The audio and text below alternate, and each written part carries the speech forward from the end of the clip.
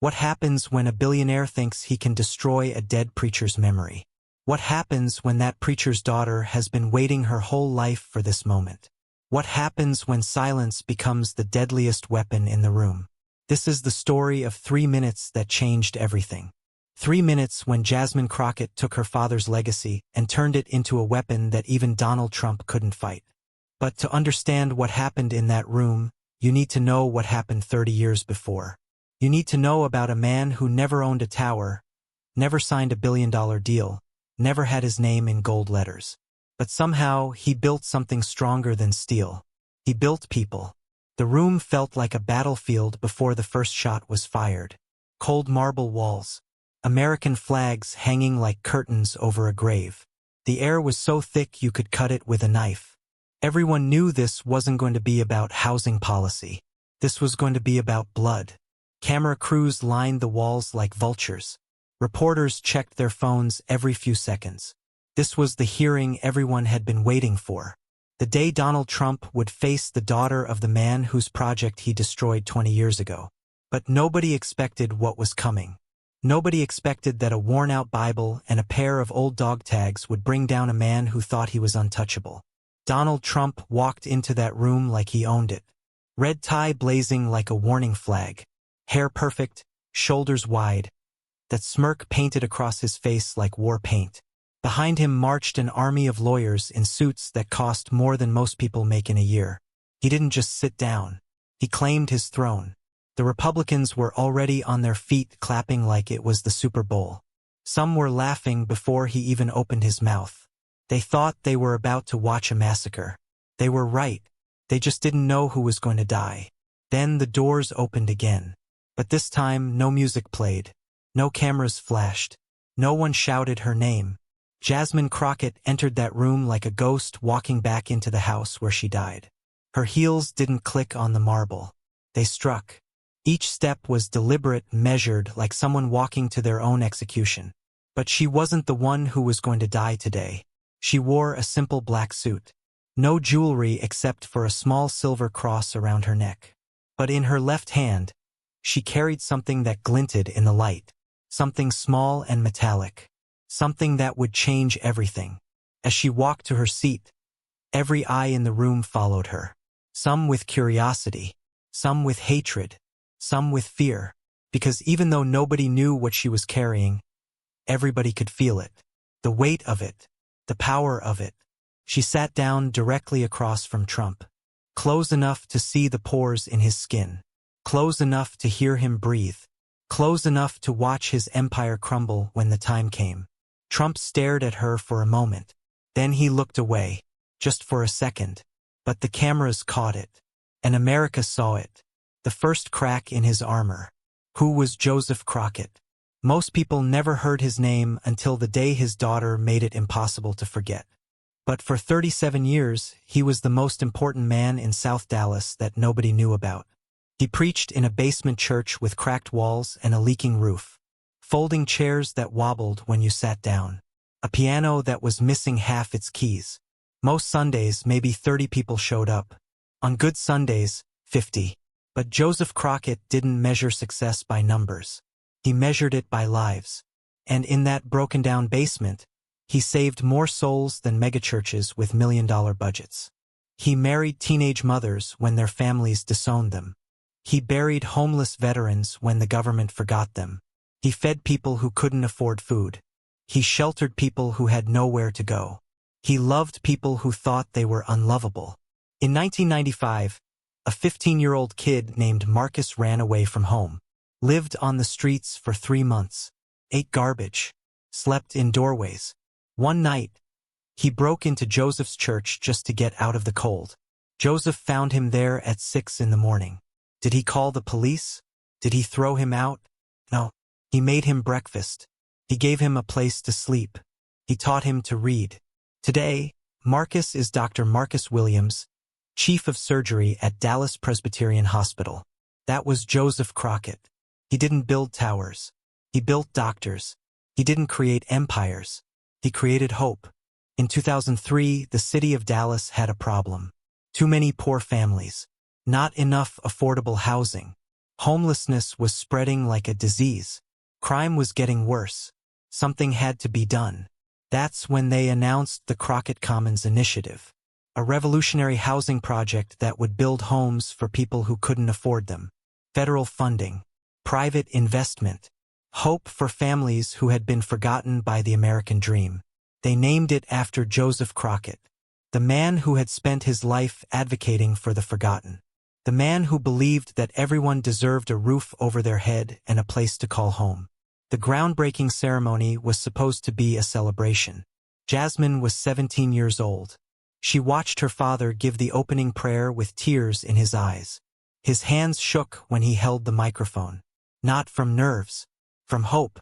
He believed that finally, someone with real power was going to help his community. Someone was going to invest in the people he had spent his life serving. But the houses were never built. 3 months after the groundbreaking, the funding disappeared. Redirected, they said. Reallocated to more profitable projects. More viable communities. The city apologized. The investors shrugged. The families who were promised homes got nothing. For 3 years, the sign stood in that empty lot. Future home of Crockett Commons. Affordable living for all. Rusting in the Texas sun. A monument to broken promises. Jasmine watched her father's hope die with that sign. But she also watched him keep preaching. Keep believing. Keep building people even when the people with power kept tearing them down. When he died 5 years ago, Joseph Crockett left behind no money, no property, no inheritance. Just a daughter who had learned that sometimes the only way to honor the dead is to make the living pay. And today was payday. The hearing was supposed to start at 9 a.m. By 8:50, every seat was filled. Reporters from CNN, Fox News, MSNBC, bloggers with cameras, citizens with smartphones. Everyone wanted to see what would happen when Trump met the daughter of the man whose project he destroyed. Chairwoman Lofgren called the session to order. Her voice was thin and shaky. Even she could feel the electricity in the room. This wasn't going to be a normal hearing. Trump leaned forward into his microphone like a predator smelling blood. That famous smirk spread across his face. He had been waiting for this moment. The chance to destroy another enemy. The chance to prove that he always wins. But across the table, Jasmine sat perfectly still. Her hands folded over a leather folder. Her eyes fixed on something nobody else could see.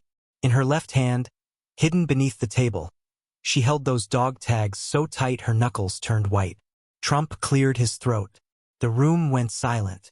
Even the cameras stopped moving.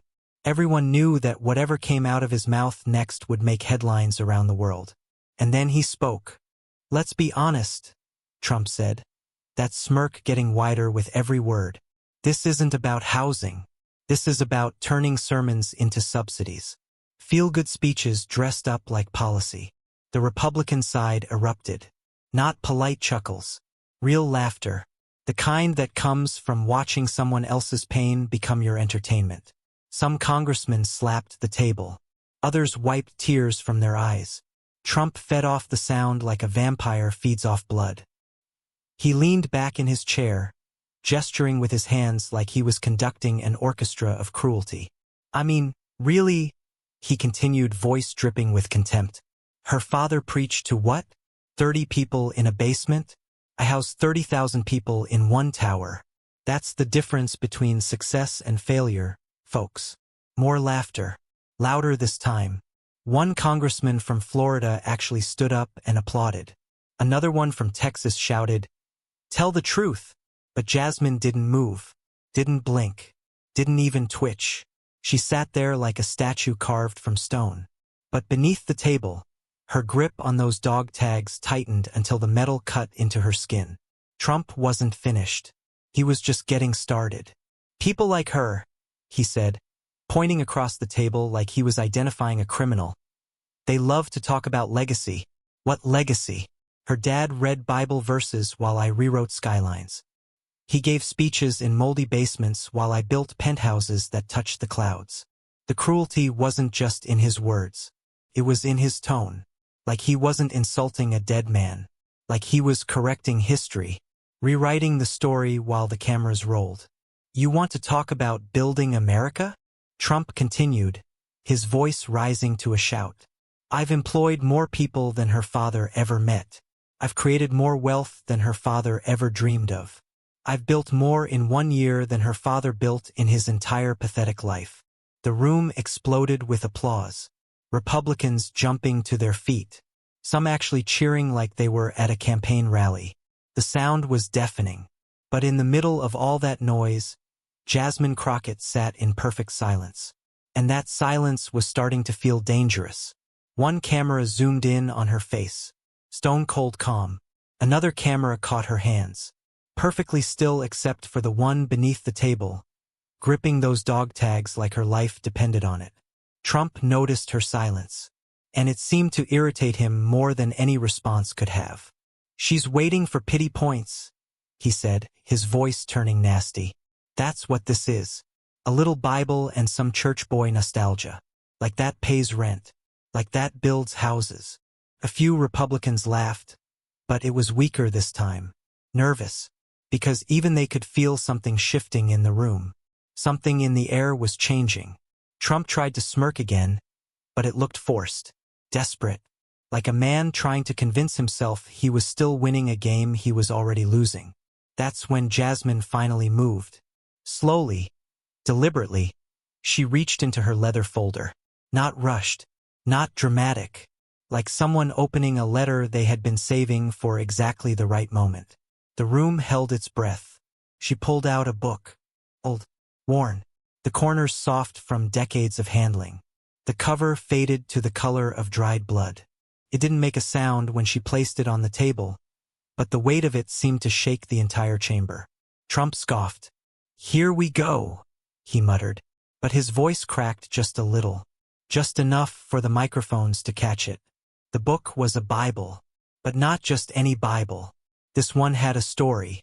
This one had survived wars and floods and decades of being held by hands that knew how to pray.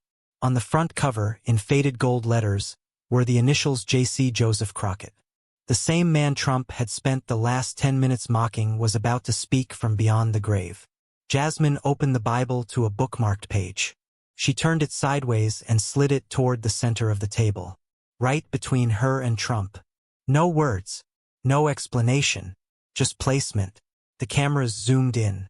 There, written in the margin in black ink, in handwriting that looked like it had been carved into the page. Build men, not monuments. Joseph Crockett.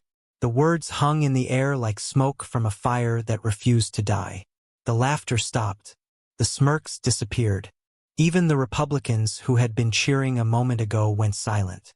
Because everybody in that room, no matter what they believed, could recognize truth when they saw it. Trump stared at that quote like it was going to bite him. His smile melted off his face like wax.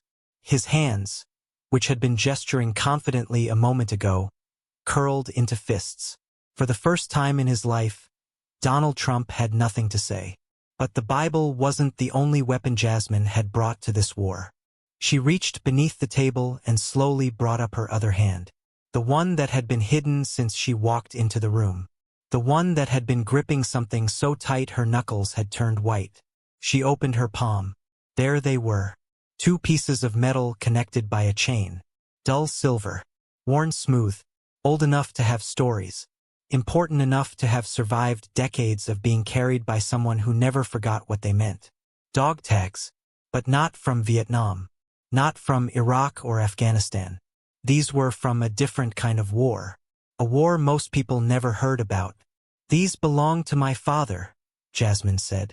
Her voice was quiet, but it carried to every corner of the room. But not as a soldier, as a chaplain. She held them up to the light. The cameras zoomed in close enough to read the inscription. Joseph Crockett, civilian chaplain. Blood type, A positive. In 1980, Jasmine continued, during the refugee crisis in Southeast Asia, my father volunteered for an aid mission to the Thai-Cambodian border. He preached to orphans living in tents. He gave last rites to people dying of starvation. The Red Cross issued him these tags in case his body needed to be identified. The monitor behind her flickered to life. Grainy footage from the refugee camps.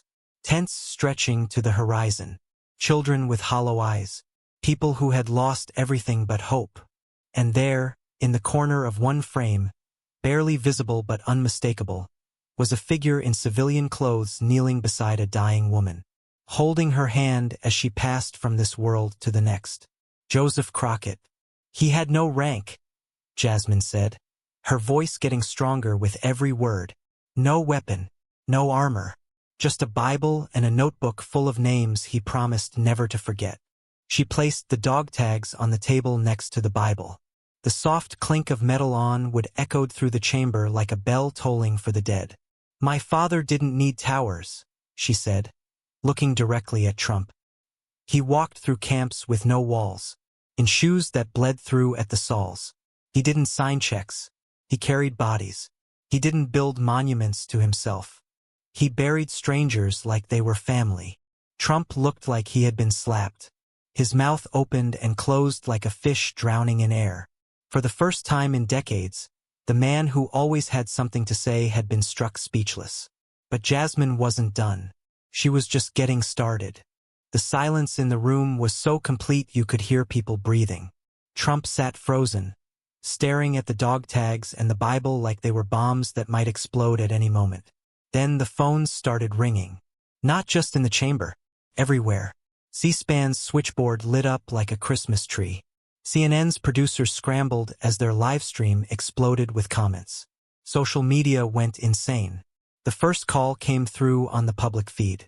A voice cracked with emotion and memory. My name is Samuel Rodriguez, the voice said. I served 2 tours in Afghanistan. When I came back, I was broken. PTSD, nightmares, drinking. My own family wouldn't look at me. The room was dead silent. Every person hanging on every word. Reverend Crockett found me sleeping under a bridge in Dallas. He didn't ask what I'd done over there. He didn't lecture me about getting my life together. He just asked if I was hungry. A pause. Then, he saved my life. Not with sermons. With soup. With a place to sleep. With believing I was worth saving when I didn't believe it myself. Another call came through. Then another. Then 10 more. All with the same story. All with the same message: Joseph Crockett mattered. Maria Santos from El Paso. My daughter was dying of leukemia. No insurance. No money. No hope. Reverend Crockett drove 8 hours to sit with us in that hospital.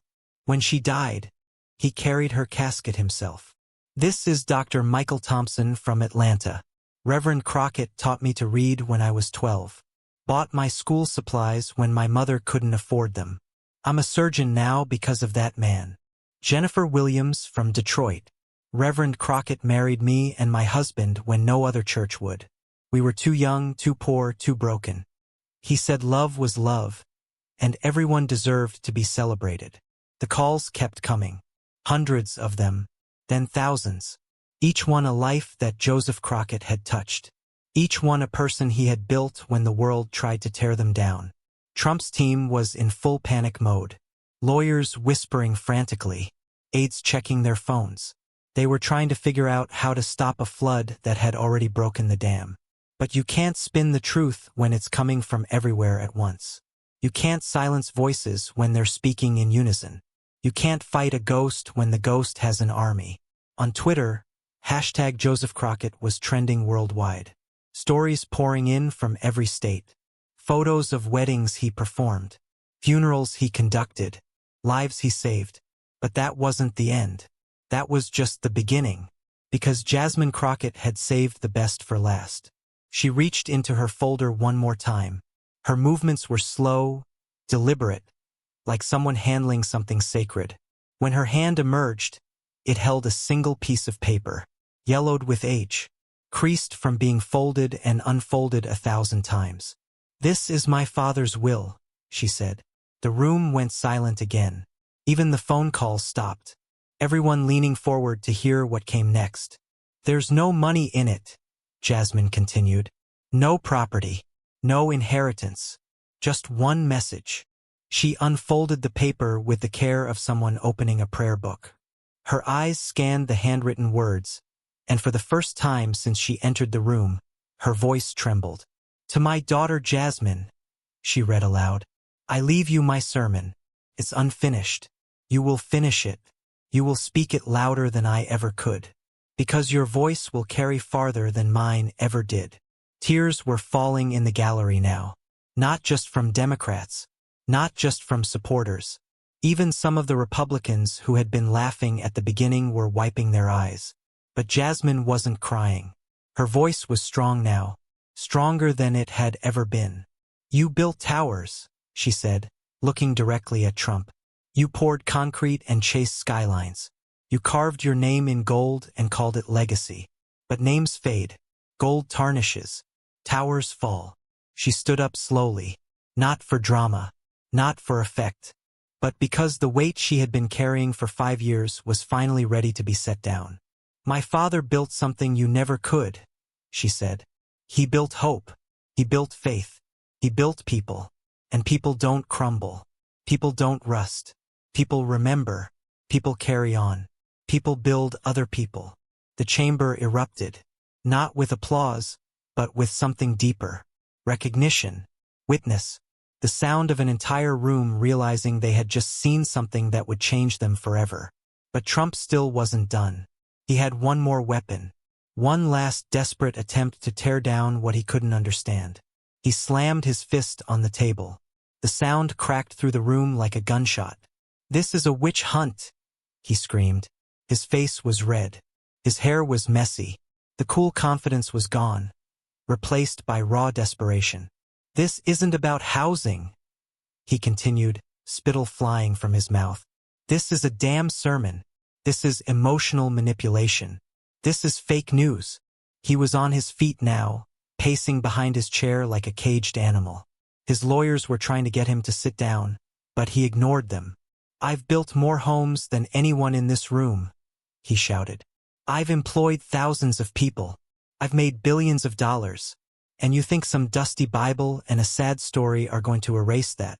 He pointed at Jasmine with a shaking finger.